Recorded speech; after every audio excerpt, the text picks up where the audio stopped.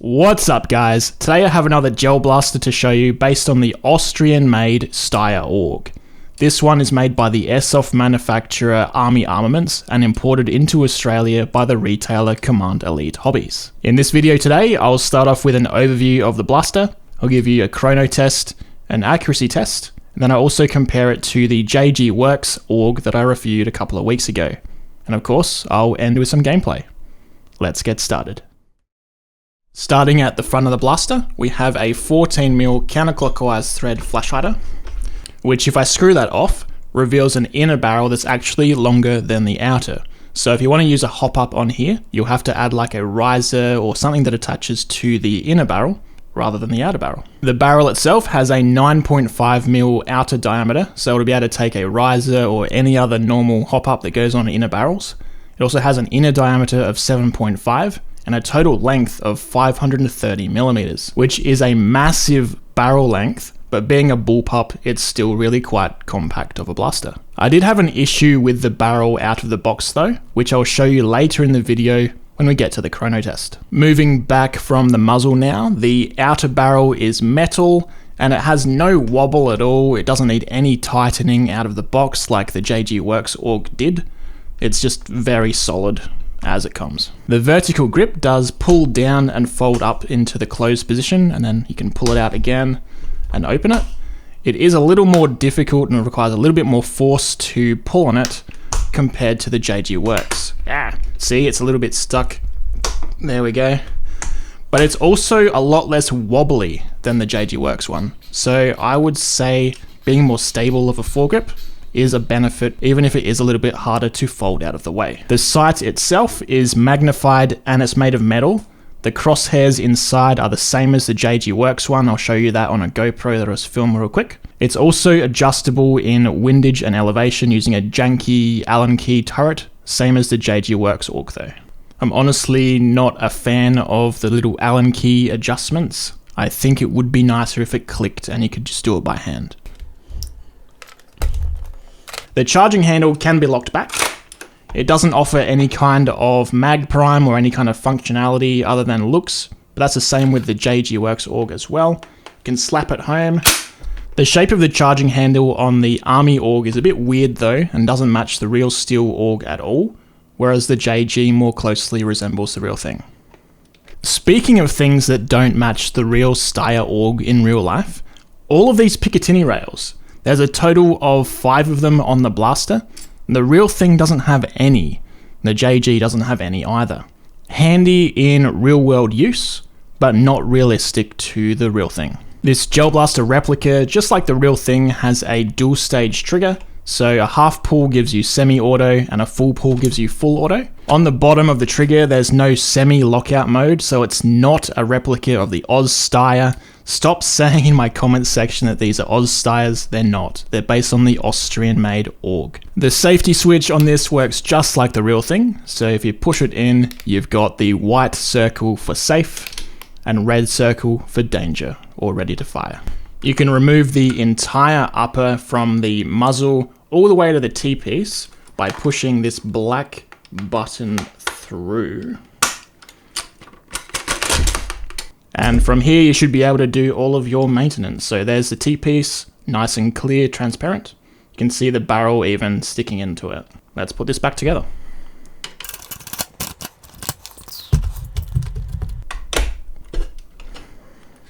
It also has stippling on the grip and on the rear side of the blaster.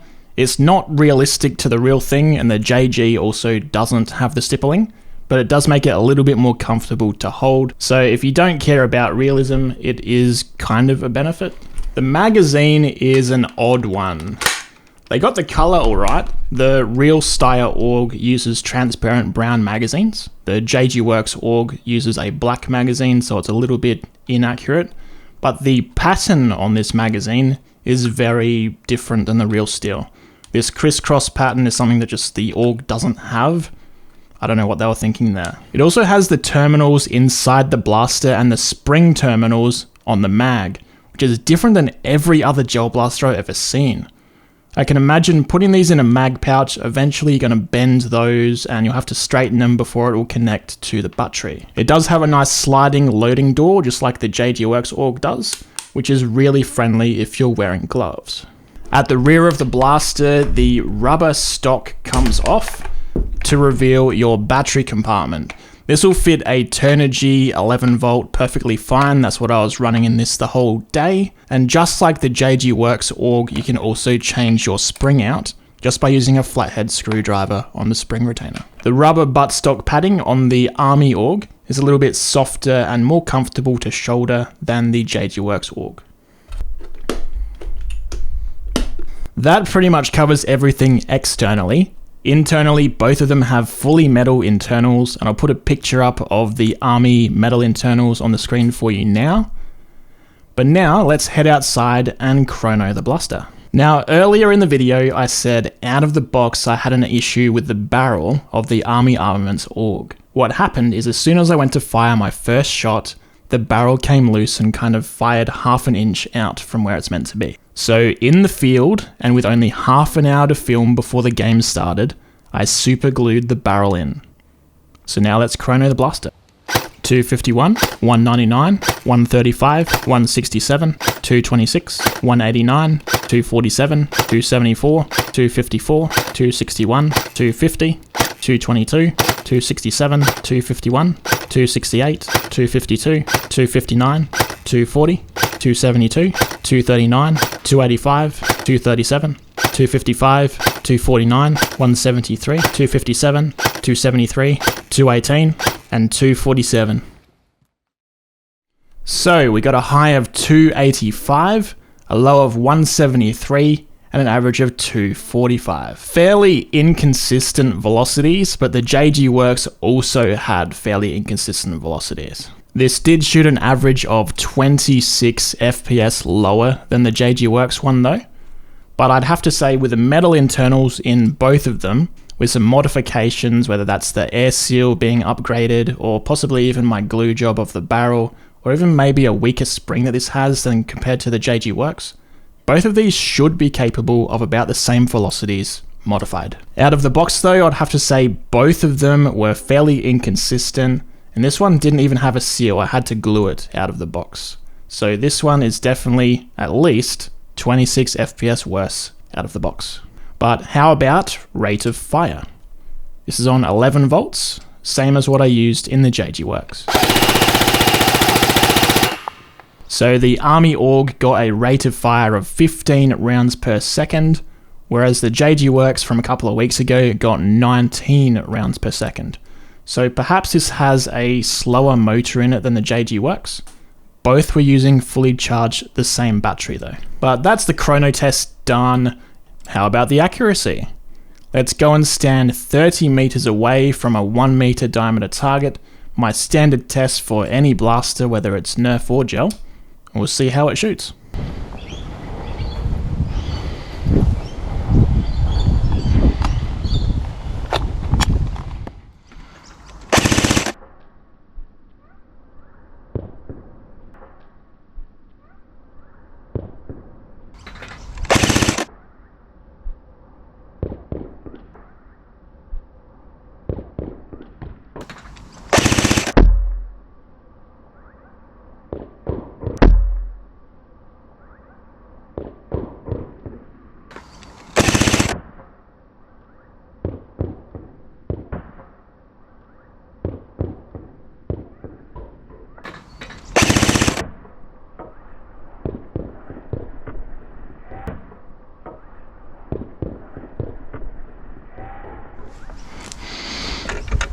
Probably enough. So the accuracy was fairly average, but that's to be expected with any gel blaster. They're accurate in volume, it's not airsoft, it's not even Nerf. If I overlay in blue though, this is how the JG Works shot the other week, and both of them look pretty identical to me. So I'd have to say, accuracy wise, both of these blasters are just as good as each other. Now I have two more things to show you today. As usual, I'll end the video with some gameplay footage of me running around at Battle for Waterloo using this blaster. But first, I got 3 different players to come and look at the 2 blasters side by side and give you their thoughts on which one they would choose and why. I hope you've enjoyed this video so far. Make sure you're subscribed so you don't miss future videos, and I'll leave you with those 2 parts of the video. See ya. I would choose this one simply because it has more rails, and I do like the stippling effect there and there.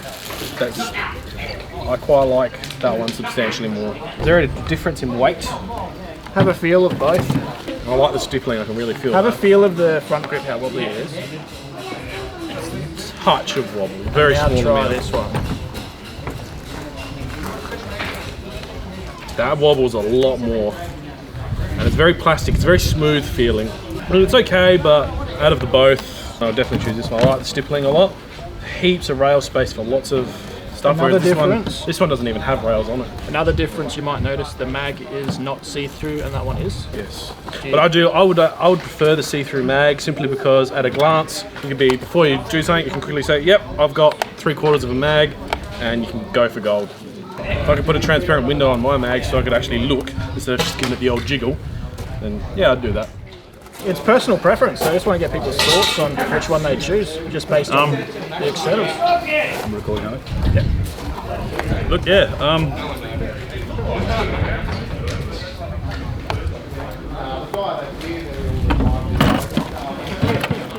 this one's lighter for a start, so that appeals to me, especially if I'm running around all day. They're both nice, they're both shoulder nice, feel the same. The stippling, I don't really notice the difference. Rails is good, I guess, if you're going to have torches and run stuff like that. The actual Steyr doesn't have those rails, that's a thing they've added on for convenience, yeah. I believe. I mean, I'd probably use maybe 1 or 2 rails on a couple of events. But for me, I like this one here, a little bit lighter. Yeah. I'm not sure if that's the weight in the rails or... Well, this guy runs around with a Vector all day, he definitely likes the lighter blasters. They shoulder nice though. So I think the handle grip's a little bit fatter on this one. Oh yeah. Probably be maybe a touch easier when you're holding it. Yeah, I can feel that. Yeah, it sort of feels a bit beefy, a bit more to hold on to. So, yeah, both nice, both shoulder well. But for me, I'd probably pick this one. Or maybe this one with a couple less rails on. So you got 1 rail for a torch if you need it, and then you've probably got... unscrew them, but then you have holes. Yeah, so once again the aesthetics will be a little bit off for some people, but...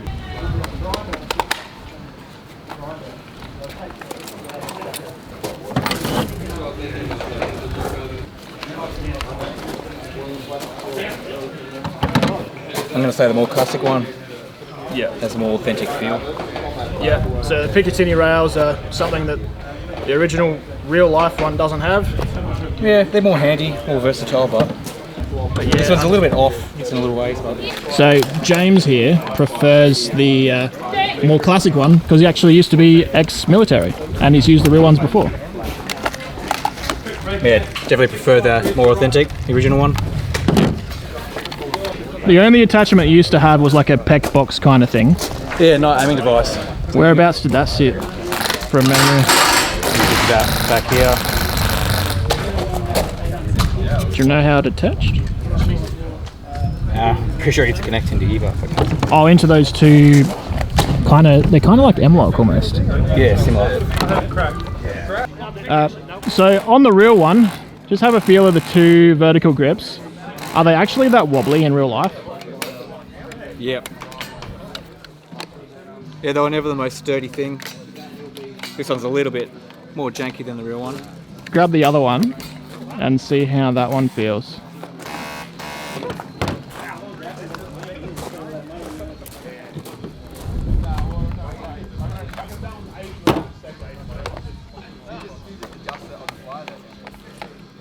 Yeah, this one's janky as. Is it sturdier though? A little bit, it's got a metal rod. Yeah.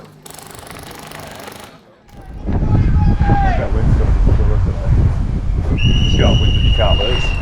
Yeah.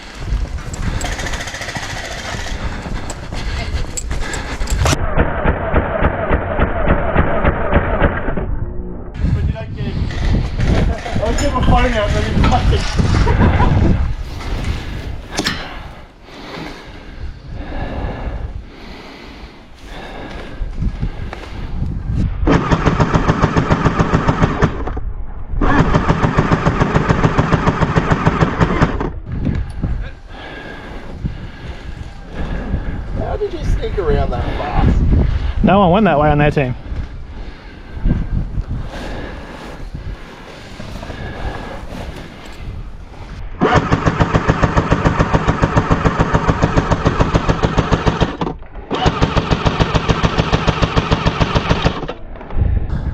Three.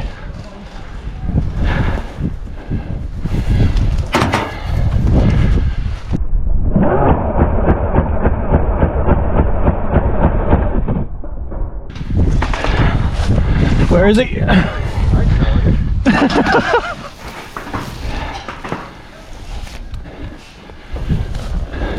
me happier than seeing. Got one.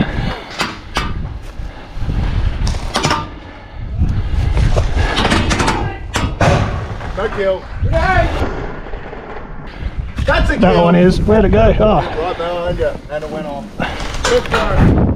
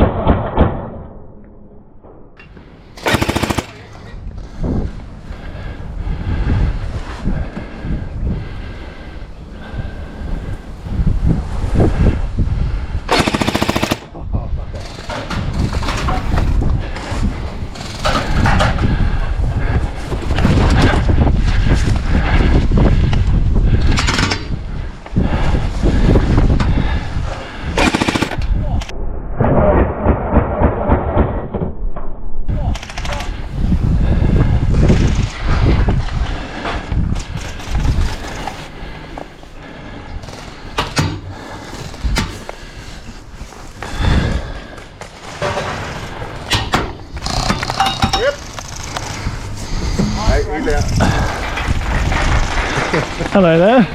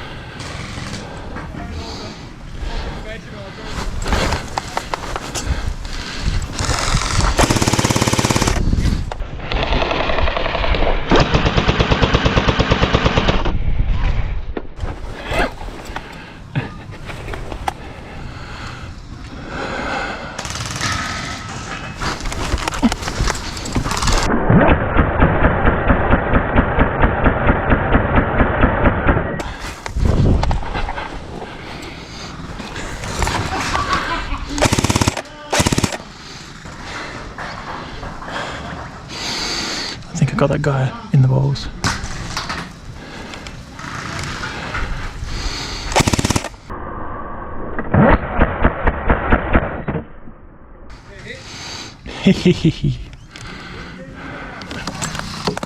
Oh, I think he got me in the boot. You got my boot. Through the bush.